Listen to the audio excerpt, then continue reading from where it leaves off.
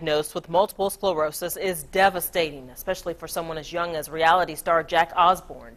And while the public perception of MS may be dire, it is not a death sentence. However, thousands of Hoosiers live in hiding because of the stigma attached to the disease.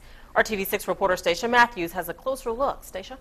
Erica, the 26-year-old son of Ozzy and Sharon Osbourne, joins a list of well-known people living with MS, including Montel Williams and Ann Romney. Advocates hope by going public about his disease will help erase some of the stigma. Tim Johnson doesn't get around like he used to. I have a non-progressive MS. That doesn't mean that it goes away or that the symptoms that I deal with every day that they are lessened. The MS has slowed him down, making him less steady on his feet.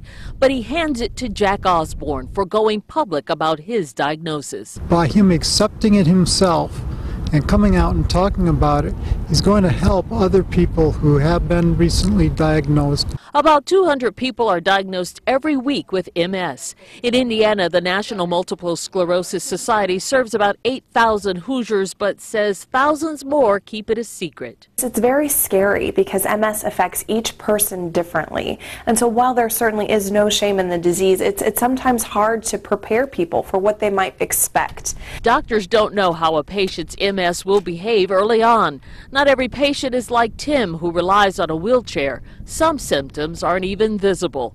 But one thing is clear. Medical advances have brought better drugs to slow down the progression of the disease and prevent flare-ups. Nowadays, we do have some oral medicines that we can try. There are a lot of trials going on. And there's even a monthly IV medication with all of these medications that alter the immune response in order to decrease the disease severity of multiple sclerosis. It's been 2 years since Tim had an attack. Now on long-term disability, he channels his energy supporting others with MS and helping erase the stigma. A person does not need to be ashamed about having the disease.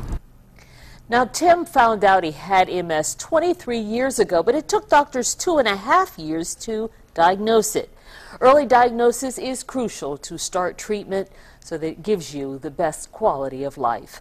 For more information, log on to our website, theindychannel.com. Stacia Matthews, RTV6.